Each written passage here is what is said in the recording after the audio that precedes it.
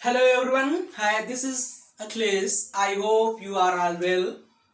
Good evening मेरे प्यारे दोस्तों, मैं अखिलेश एक बार फिर आप सभी का अपने चैनल पे स्वागत करता हूं और उम्मीद करता हूं, आशा करता हूं आप सभी लोग अच्छे होंगे.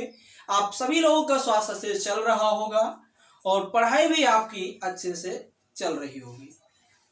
अपने कार्य के प्रति निरंतर प्रयास करते रहिए. हो सकता है कभी उतार चढ़ाव जीवन में आए, लेकिन हिम्मत मत हारिएगा और अपने कार्य की ओर प्रतिदिन एक कदम ही बढ़ाएं, क्यों ना बढ़ाते रहें. एक दिन मंजिल अवश्य मिल जाएगी. चलिए, इन्हीं कुछ शब्दों के साथ आज का हम लोग टॉपिक करेंगे क्लियर. और आज का टॉपिक है संसद की जो विधायी प्रक्रिया थी उनके बारे में हम चर्चा कर रहे थे. यानी पॉलिटी में हम कई सारे लेक्चर्स को डिस्कस कर चुके हैं. संसद पढ़ रहे थे तो हमने बताया था कि हम समग्र अध्ययन करेंगे. थोड़ा समय लग सकता है, बीच में पेट का एग्जाम आ गया, एनपीटीई का एग्जाम आ गया, जिसमें उसको लेकर हम ज्यादा इन्वॉल्व थे. मतलब जो भी बच्चों को ज्यादा चीजें दी जा सके, उन सब चीजों की वजह से थोड़ा व्यस्त हो गए थे. तो अब हम फिर से अपना पॉलिटी का लेक्चर कंटिन्यू करेंगे और आज देखेंगे कि जो विधेयक है, आज मेरा जो मेन टॉपिक है विधेयक यानी बिल होता है, वो किस प्रकार से होता है. सरकारी बिल क्या है, गैर सरकारी बिल क्या है, ठीक है, या साधारण विधेयक क्या है, धन विधेयक क्या है, वित्त विधेयक क्या है, इन सब के बारे में बात करेंगे. चलिए आइए चर्चा करते हैं. देखो, हमारे यहाँ पे विधेयक की बात करें तो अगर विधेयक की बात करें, विधेयक देखो हमारे, जिसको हम इंग्लिश में क्या कहते हैं, बिल कहते हैं. क्या कहते हैं, बिल कहते हैं. देखो हमारे यहाँ विधेयक की बात करें तो हमारे यहाँ दो प्रकार के विधेयक है. कैसे हैं, एक हो गया सरकारी, एक कैसा हो गया सरकारी विधेयक, ठीक है, और एक हो गया गैर सरकारी विधेयक. कौन सा हो गया, गैर सरकारी विधेयक. गैर सरकारी विधेयक, ठीक है, गैर सरकारी विधेयक. अब हम समझते हैं कि सरकारी विधेयक क्या होता है और आगे हम समझते हैं गैर सरकारी विधेयक क्या होता है. देखो, सरकारी विधेयक वो विधेयक होता है जो संसद में कौन प्रस्तुत करता है, मंत्री करते हैं. किसी विभाग का कोई भी मंत्री अगर कोई विधेयक प्रस्तुत कर रहा है तो वो कैसा होगा, सरकारी विधेयक होगा. सरकारी विधेयक का मतलब अगर हम कहें तो मंत्री प्रस्तुत करेगा. कौन करेगा, कोई भी मंत्री हो, जो भी मंत्री है, अगर कोई विधेयक है वो संसद में प्रस्तुत करना चाह रहा. संसद के दो सदन होते हैं, यानी लोकसभा राज्यसभा. किसी भी सदन में, संसद के किसी भी सदन में अगर कोई मंत्री कोई विधेयक को प्रस्तुत करता है तो वो कैसा विधेयक होता है, वो सरकारी विधेयक होता है. उसके बाद हम आ जाते हैं गैर सरकारी विधेयक की तरफ. तो गैर सरकारी विधेयक क्या है, मंत्री को छोड़कर, यानी अगर देखा जाए संसद के किसी भी सदन में मंत्री को छोड़कर कोई अन्य सदस्य, संसद का कोई अन्य सदस्य विधेयक को प्रस्तुत करता है तो वो कैसा कहलाता है, गैर सरकारी विधेयक कहलाता है. कैसा कहलाता है, गैर सरकारी विधेयक कहलाता है. तो समझ में आया.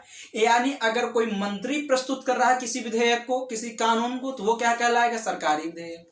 मंत्री को छोड़कर कोई भी सदस्य अगर कोई कानून प्रस्तुत कर रहा है, कोई बात कर रहा है, किसी चीज के विधेयक को प्रस्तुत कर रहा है तो कैसा कहलाएगा, गैर सरकारी विधेयक. अब इतनी बात समझ में आई, सरकारी विधेयक क्या होता है और गैर सरकारी विधेयक क्या होता है. इतनी बात समझ में. चलिए एक मिनट रुकिएगा, ठीक है, इतनी बात समझ में. चलिए कपड़ा लें, ठीक है. अब आगे हम बात करते हैं कितने टाइप्स के होते हैं विधेयक. ये तो विधेयक के प्रकार थे, ठीक है.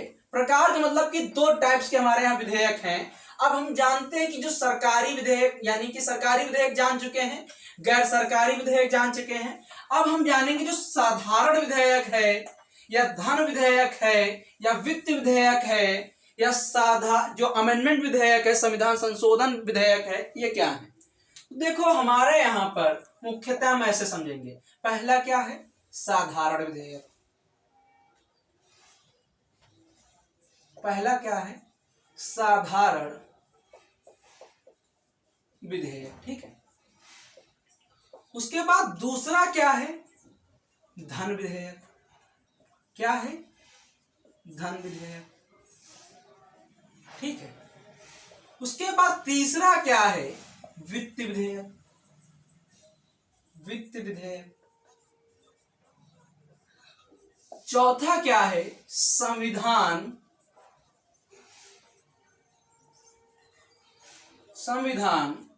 संशोधन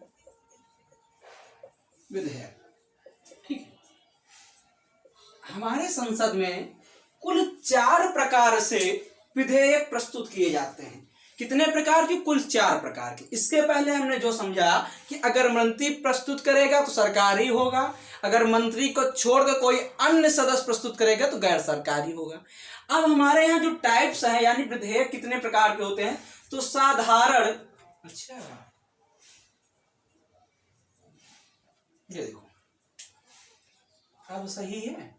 हाँ, तो जो साधारण विधेयक है, उसके बाद धन विधेयक क्या है, वित्त विधेयक क्या है, संविधान संशोधन विधेयक क्या, ये 4 प्रकार के विधेयक हो सकते हैं।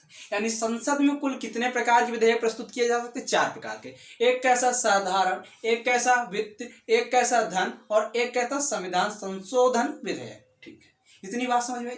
अब हम एक एक करके बात करते हैं। तो पहली बात आती है साधारण विधेयक।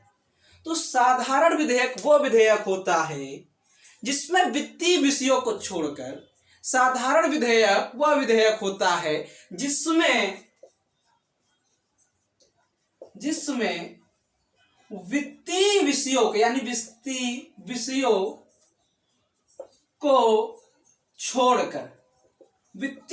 को छोड़कर सारे कानून शामिल कर लिए जाएं, वो कैसा कहलाता है? साधारण विधेयक कहलाता है।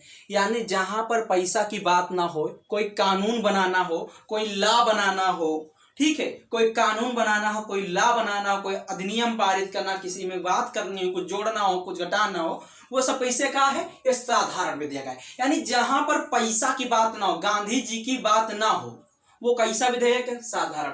गांधी जी तो ऐसे याद कर लो ना कि गांधी जी साधारण आदमी तो थे नहीं, तो जहां गांधी जी की बात नहीं वो साधारण, तो ऐसे याद कर लो भाई। साधारण विधेयक क्या है? जहां गांधी जी यानी पैसा की बात नहीं हो रही है, वो क्या है? साधारण विधेयक। ठीक है, अब बात करते हैं वित्त विधेयक, धन विधेयक। अभी बात करते हैं अगला जो हमारा पॉइंट है धन विधेयक। ये धन विधेयक क्या है? तो ऐसे समझो, धन विधेयक भी और वित्त विधेयक, ऐसे दोनों का मतलब तो कहीं ना कहीं फिनांस है। दोनों मतलब क्या है? धन विधेयक यानी मनी बिल और वित्त विधेयक यानी फिनांस बिल। दोनों भाई मनी और पैसा दोनों जगह आ रहा है। तो देखो धन विधेयक में कहा, जहां पर सरकार को खुद मिल जाए, जैसे कर हो गया, कर लोक व्यय यानी जो लोगों कल्याण में सरकार खर्चा करे। ठीक है, जैसे रोड बनवाएगी तो उसके बदले में क्या मिलेगा? कर मिलेगा। क्या टैक्स नहीं मिलता? Road tax.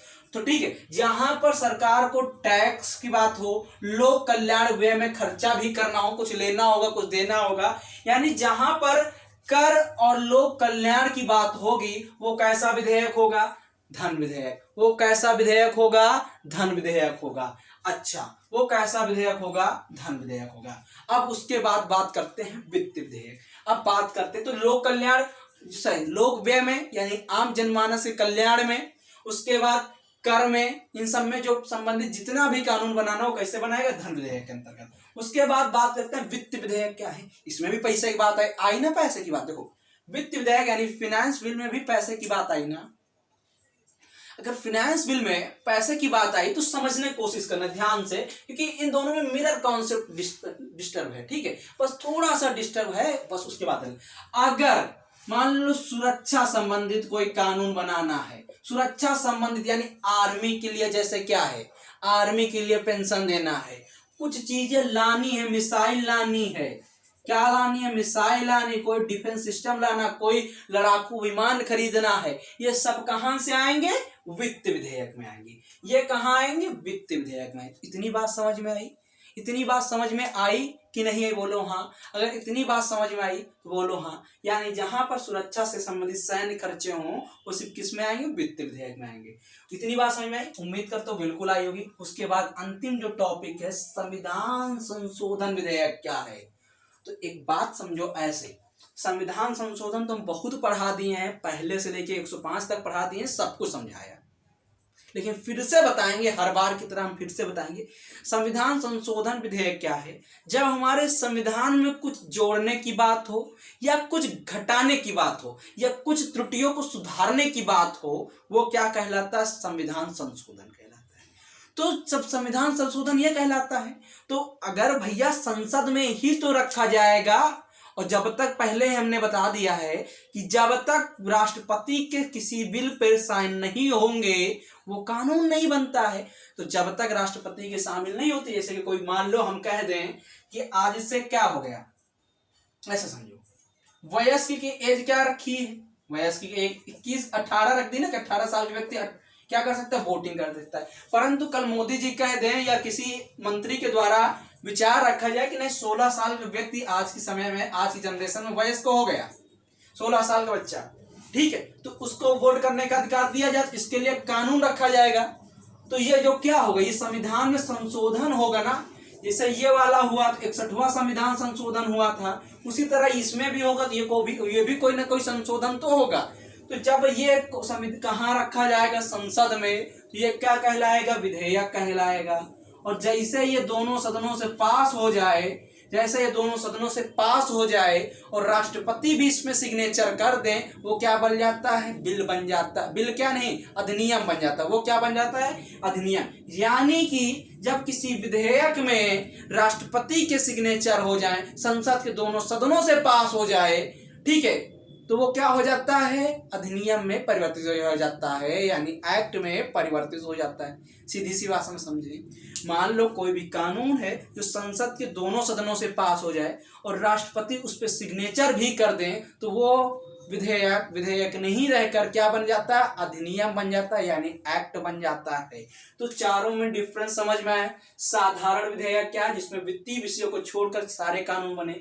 धन विधेयक जिसमें कर और लोक व्यय के बारे में चर्चा की जाए। वित्त विधेयक जिसमें सुरक्षा संबंधी मिसाइल हो, ठीक है। उसके बाद संविधान संशोधन विधेयक मैंने समझाया कि जैसे कि 18 से 16 कर दिया संशोधन होगा, संविधान संशोधन विधेयक कहलाएगा। इतनी चीजें समझ में आई। अगर इतनी चीजें समझ में आई तो अब हम अगली क्लास में, अगली स्लाइड में, अभी तुरंत पढ़ा रहे हैं ना, अगली स्लाइड में हम ये देखते हैं कि जो संविधान में अगर कोई विधेयक रखा गया है, या अगर हमारी संसद में कोई विधेयक रखा गया है, संविधान की बात नहीं, संसद में अगर हमारी कोई विधेयक रखा गया है, तो उस विधेयक को किस सदन में रखा जाना चाहिए, क्या दोनों सदनों में रखा जाना चाहिए, या कौन सा ऐसा विधेयक है जो सिर्फ लोकसभा में रखा जाना चाहिए, या कैसे कैसे चर्चा होती है, किसकी अनुमति लेना अनिवार्य है, इन सब के बारे में हम अगली स्लाइड में चर्चा करते हैं। तो चलिए आगे देखते हैं, ठीक है।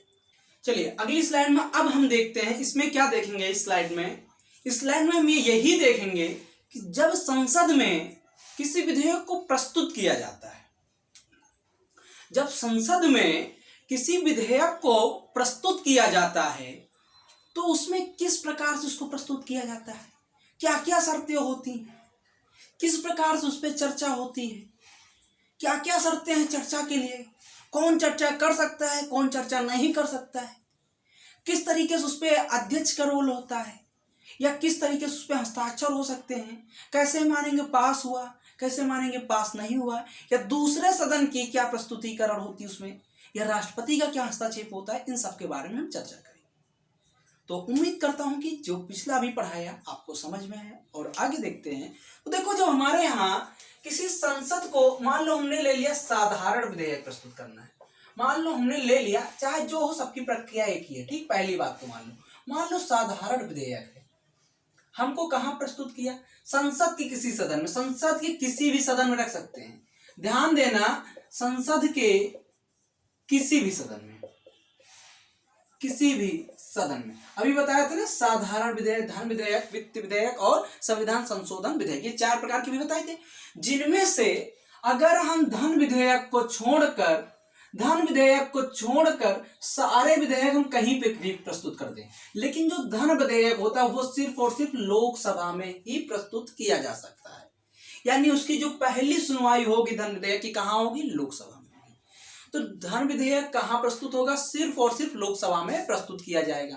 बाकी साधारण विधेयक या वित्त विधेयक या संविधान संशोधन विधेयक संसद के किसी भी सदन में शुरू किया जा सकता है, चाहे राज्यसभा हो और चाहे लोकसभा हो, कहीं पे भी हम इसकी प्रक्रिया शुरू कर सकते हैं, ठीक। मान लो साधारण विधेयक हमने प्रस्तुत कर दिया और हमें कानून बनाना है कि कल से, यानी आगामी हम कल क्या कहते हैं, आगामी 2023, आगामी वर्ष 2023 से हम ऐसा कर दें कि जो महिलाओं की लीगल एज है शादी की वो 21 वर्ष कर दें। अभी एक देखो चर्चा में रहा, इसको हम एक मंत्री हैं या कोई सदस्य हैं संसद के, मान लो हम एक सांसद हैं, हमने प्रस्तुत कर दिया, तो अब इस पे क्या चर्चा होगी, तो उसके लिए हम ऐसे कैटेगरी बांध सकते हैं। पहला क्या है, प्रथम वाचन, प्रथम वाचन। फिर क्या है, द्वितीय वाचन, द्वितीय वाचन।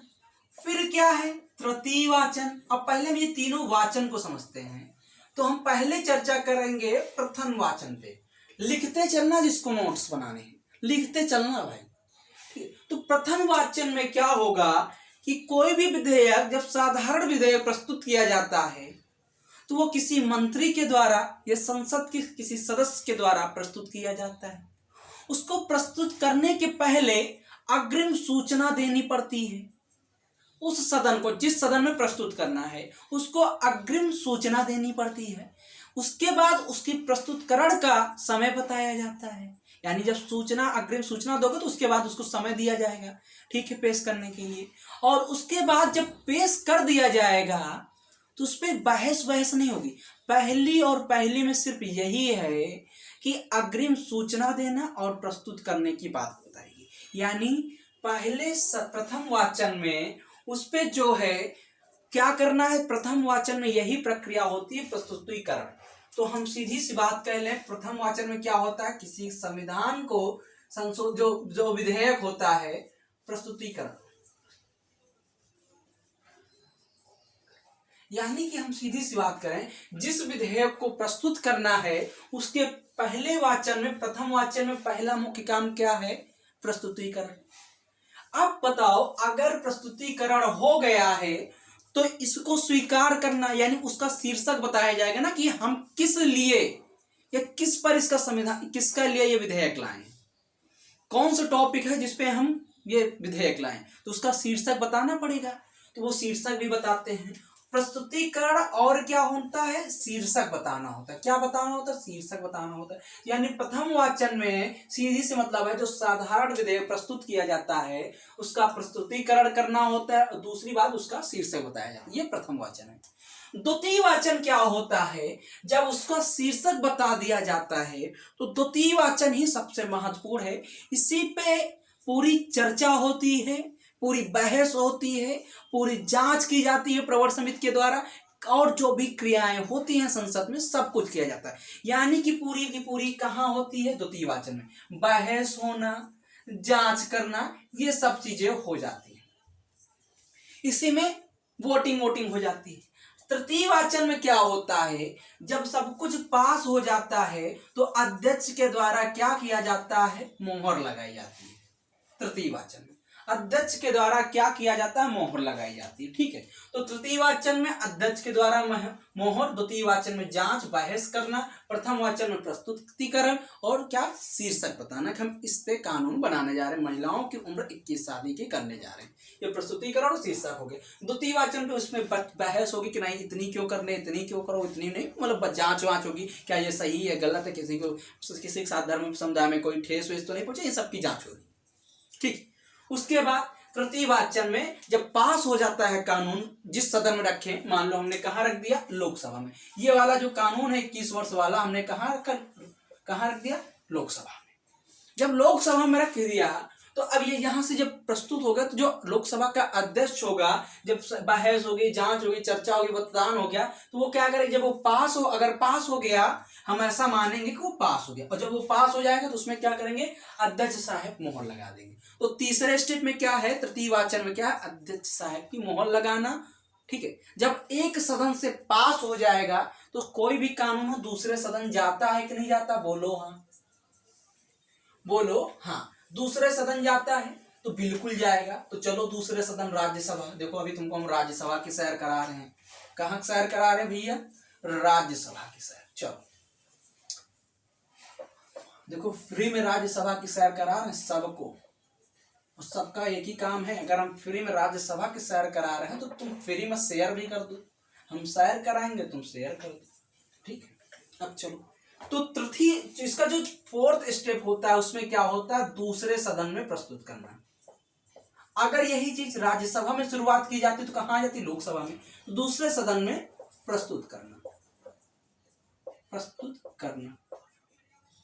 अब इस पे दूसरा सदस्य क्या कर सकता है? दूसरा सदन क्या कर सकता है, हमको ये बताओ। पहले अपने दिमाग में सोच लो, दूसरा सदन है वो क्या कर सकता है? इस पे जल्दी से सोचने की बात करो, फिर कमेंट करके जल्दी से बताओ, ठीक है? जल्दी से बताओ।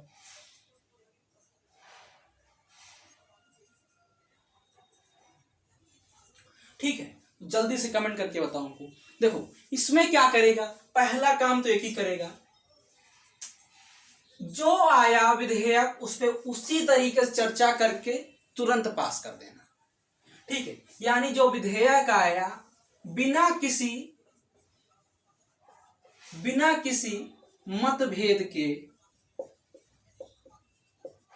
के पास करना, पहली बात। या तो दूसरी बात क्या हो सकती है, संशोधन करके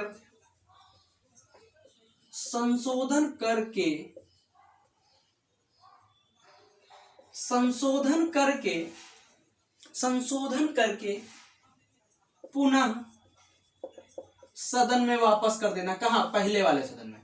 संशोधन करके पुनः पहले सदन में वापस करना। क्या करना? वापस करना। फिर तीसरा काम क्या कर सकता है, या तो उसको क्या कर दे, पूरी तरह से निष्क्रिय कर दे कि हम इस पे करें, ये गलत है। क्या कर दे? निष्क्रिय कर दे। या तो चौथा उसको लंबित कर दे, यानी रोक दे, लंबित कर दे। ठीक, यही तो हुआ। तो यानी जब किसी साधारण की बात करेंगे, जब साधारण विधेयक होगा तो उसमें क्या होगा, या तो बिना किसी मतभेद उसको पास कर दे, या तो संशोधन करके पुनः पहले सदन में वापस कर दे, भैया ये हमने संशोधन किया, इस आधार पर यह कानून होना चाहिए। ठीक है, या तो तीसरी बात हमने क्या बताई, उसको पूरी तरीके से निष्क्रिय कर दे कि यानी ये कानून लागू ही नहीं होगा। ठीक है, या तो फिर चौथा क्या है, लंबित कर दे, यानी रोक दे। ठीक है, ये चार प्रकार से दूसरे सदन में जाता है। अब हम फिर से पॉजिटिव वे में चलेंगे और मानेंगे कि बिना किसी मतभेद के उसको पास कर दिया गया। जब बिना किसी मतभेद के कानून पास हो गया तो अब वो कहां जाएगा? राष्ट्रपति के पास। अब कहां जाएगा? राष्ट्रपति के पास। अब राष्ट्रपति के पास जाएगा तो राष्ट्रपति अपने सिग्नेचर करेंगे ना, साइन। परंतु राष्ट्रपति को लग रहा है कि यह क्या ऐसा होना सही है, आम जनता के खिलाफ नहीं है, किसी का धर्म में कुछ बताया, किसी धर्म में कुछ बनाया, किसी धर्म के साथ खिलवाड़ तो नहीं है। तो राष्ट्रपति इस पे क्या कर सकता है, पुनर्विचार के लिए क्या कर सकता है, पुनर्विचार के लिए भेज सकता है। और जब पुनर्विचार के लिए भेजा गया, मान लो कि यह पुनर्विचार के लिए राष्ट्रपति ने भेज दिया कि इस पे आप फिर से विचार कर लो, फिर कहाँ आएगा? लोकसभा आएगा। लोकसभा बिना किसी संशोधन के, ध्यान देना, लोकसभा बिना किसी संशोधन के फिर से पास कर दे। फिर कहाँ जाएगा? राज्यसभा। और राज्यसभा भी बिना किसी संशोधन के, राज्यसभा भी बिना किसी संशोधन के पुनः पास कर दे। तो फिर ये कहाँ जाएगा? फिर से राष्ट्रपति के पास जाएगा। और जब इस बार राष्ट्रपति के पास जाएगा तो राष्ट्रपति महोदय इस बार साइन करने के लिए, अपनी चिरैया बैठाने के लिए बाध्य हो जाएंगे। समझ में आया? यानी कि हम सीधी सी बात कहें तो क्या होगा, इस समय राष्ट्रपति अपनी शक्ति का यूज नहीं कर सकते। ठीक है, इस समय ये दोनों कानून जाएंगे यहाँ पर, और क्या होगा, जब पुनः ये दोनों राष्ट्रपति के पास चले जाएंगे बिना संशोधन किए पुनः, तो राष्ट्रपति इस बार साइन करने, अपनी चिरैया बैठाने के लिए मजबूर हो जाएगा और उसको साइन करना पड़ेगा। इस तरीके से लीगल एज 21 हो जाएगी। ये क्या हुआ? साधारण विधेयक के बारे में। अभी हम थोड़ी चर्चा करते हैं। हमने पूरा समझाने की कोशिश कर दी। यानी प्रथम वाचन में हम क्या करेंगे? प्रस्तुतिकरण और शीर्षक बताएंगे। द्वितीय वाचन पे उस पर हम बहस करेंगे, जांच करेंगे और क्या करेंगे? मतदान करेंगे। तृतीय वाचन में अध्यक्ष के द्वारा स्वीकार किया जाता है और अध्यक्ष ही क्या करता है? सिग्नेचर करके अगले सदन को क्या करता है? भेजता है। चतुर्थ वाचन में दूसरा सदन क्या करता है? इन चार चीजों करता है। बिना किसी मतभेद के पास करना, संशोधन करके पुनः पहले सदन भेज देना, निष्क्रिय कर देना यानी पूरे कानून को समाप्त कर देना या लंबित कर सकता है। ठीक है, ये चौथी बात। ये चारों। अब पांचवी बात क्या है? राष्ट्रपति के साइन, और राष्ट्रपति के साइन पहली बार में करती हो तो अच्छी बात है, अधिनियम बन गया। नहीं करे, करने लगे, इस पर पुनर्विचार करो और दोनों सदनों के पास जाएगी वो बात फिर से, और दोनों सदन अगर बिना किसी संशोधन के, यानी उसमें बिना किसी सुधार के पुनर्पास कर दें, तो उस बार राष्ट्रपति साहब क्या करेंगे, चिरैया बैठाने के लिए अनिवार्य हो जाएगा, उनके लिए बाध्य हो जाएगा, और वो क्या बन जाएगा, अधिनियम बन जाएगा। क्या बने, अधिनियम। ये चीज तो हुई, ये साधारण है। 1 मिनट में हम तुमको धन विधेयक के बारे में समझा दे रहे हैं, समझो 1 मिनट, क्योंकि दिमाग में बच्चों बहुत ज्यादा दिक्कतें आती हैं। देखो कबाड़ी वाले आ गए हैं, कबाड़ी ले लो, कबाड़ी। जिनके जिनके घर में दिवाली में सफाई हो रही है वो सब लोग कबाड़ बेच रहे हैं। चलो देखो, अब हम देखते हैं धन विधेयक। ठीक है, क्या देखते हैं, धन विधेयक। क्या देखेंगे भाई, धन विधेयक। देखो ये मनी बिल है। मनी बिल मैंने पहले ही बता दिया क्या होता है धन विधेयक। धन विधेयक यानी जहां पर कर की बात हो, जहां लोक व्यय की बात हो, जनमानस के कल्याण के लिए खर्च की बात हो, वो क्या है, धन विधेयक। ठीक, अब धन विधेयक क्या है, पहली शर्त, ये बड़ा रंगबाज है। धन विधेयक बड़ा स्मार्ट है भाई। पैसा वैसे भी स्मार्ट होते, स्मार्ट लोग पैसे से कहते हैं ना, जितनी भी शरीर में रौनक सब पैसे से। यहाँ देखो आज प्रूफ हो जाएगा। धन विधेयक क्या होता है, सिर्फ और सिर्फ जहां ज्यादा लोग वहीं बैठता है, यानी लोकसभा में। लोकसभा में जनसंख्या ज्यादा है कि नहीं है, 543 है लोकसभा में, लोकसभा में आएगा। यह राज्यसभा में प्रस्तुत ही नहीं किया जाता है, यानी राज्यसभा में इसकी शुरुआतें नहीं हो सकती। तो शुरुआत धन विधेयक की कहाँ होती साहब, तो शुरुआत कहाँ होती धन विधेयक की साहब, लोकसभा में। लोकसभा में शुरुआत हुई, राज्यसभा में हो ही नहीं सकता। आर्टिकल कौन सा है, 81, हम लिख दे रहे हैं तुम्हें याद करने के लिए। इसका 80 है और संसद का क्या है, 79। बोलो जय श्री राम। किसी धर्म विशेष के लिए नहीं है, भगवान का नाम निकल आया। ठीक है, तो क्या है, शुरुआत लोकसभा 81, राज्यसभा 80। तो धन विधेयक कहाँ पे प्रस्तुत किया जाएगा, सिर्फ और सिर्फ लोकसभा में। और इसका बताता कौन है, जो अध्यक्ष होता है, या स्पीकर जो होता है, अध्यक्ष और स्पीकर दोनों एक ही चीज है ना। जो स्पीकर होता है वो बताता है कि ये धन विधेयक है या साधारण विधेयक है। तो धन विधेयक कौन बताता है, अध्यक्ष बताता है। कौन बताता है, अध्यक्ष बताता है। और जैसे ये धन विधेयक हो गया, उस पर सिर्फ राज्यसभा में पास ही करना है। राज्यसभा दूसरे सदन तो जाएगा और सिर्फ ये बिना कुछ करे कलाकारी के तुरंत पास कर देगा, तुरंत पास करे। जैसे राष्ट्रपति के पास गया, प्रेसिडेंट के पास, किसके बाद गया, प्रेसिडेंट साहब पास कर दें, लो धन विधेयक पहुंच गया, ये बन गया धन विधेयक। तो धन विधेयक सिर्फ और सिर्फ कौन कर सकता है, संसद का निम्न सदन कर सकते हैं, यानी लोकसभा कर सकता है, क्योंकि ये क्या जनता के द्वारा चुने गए सदस्य गए हैं। ठीक है, वैसे देखा जाए तो सबसे ज्यादा पावर इसी के पास है, लोकसभा के पास। ठीक है, कभी अंतिम में मिलोगे, अंतिम के मतलब बाद में, जब ये पूरी पॉलिटी पढ़ा देंगे, मिसलिनियस क्वेश्चन कराएंगे, तब ये सब चीजें समझाएंगे। ठीक है, तो अभी यहाँ समझो कि जो धन विधेयक है उसमें क्या हो रहा है, धन विधेयक का काम ही एक ही साहब को लोकसभा में प्रस्तुत किया जाएगा। अध्यक्ष जो होगा, वहां का जो स्पीकर होगा, वो क्या करवा देगा, हाँ ये धन विधेयक है, हाँ धन विधेयक है, तुरंत वहां से पास करवाना है, धीरे से चर्चा करा के पास करवाने के बाद वो कहाँ जाएगा, राज्यसभा। राज्यसभा वाले बिना कुछ करे कलाकारी तुरंत पास कर देंगे, उसके बाद राष्ट्रपति साइन कर देगा, धन विधेयक। ठीक है, मनी बिल है कौन सा, तो मनी बिल आपका है आर्टिकल 110, अनुच्छेद 110 में बताया गया मनी बिल, यानी पैसा वाला बिल। ठीक है, इतनी बात समझ में आई। तो यही था आपका संविधान विधायी प्रक्रिया। विधायी प्रक्रिया मतलब समझ में आए, कौन सा सरकारी विधेयक होता है, कौन गैर सरकारी विधेयक होता है। जो मंत्री प्रस्तुत करता है वो सरकारी होता है, जो गैर मंत्री होता है यानी सदस्य कोई होता है वो क्या कहलाता है, गैर सरकारी। अब बात करते हैं, उसके बाद हमने बताया कि क्या होता है, एक होता है साधारण विधेयक, एक होता है धन विधेयक, एक साधारण विधेयक, एक धन विधेयक, एक क्या होता है फिनेंस यानी वित्त विधेयक, एक क्या होता है संविधान संशोधन विधेयक। और जिनके चारों टाइप्स हमने बताया, सब कुछ चर्चा कर ली। उम्मीद करता हूँ ये लेक्चर आपको पसंद आए। अगर अच्छा लगा तो प्लीज़ लाइक करो, शेयर करो, खूब सारा पूरी दुनिया में फैला दो, और शेयर करो, सब्सक्राइब करो। आज के लिए इतना ही, पढ़ते रहे, मुस्कुराते हैं। जय हिंद, जय भारत।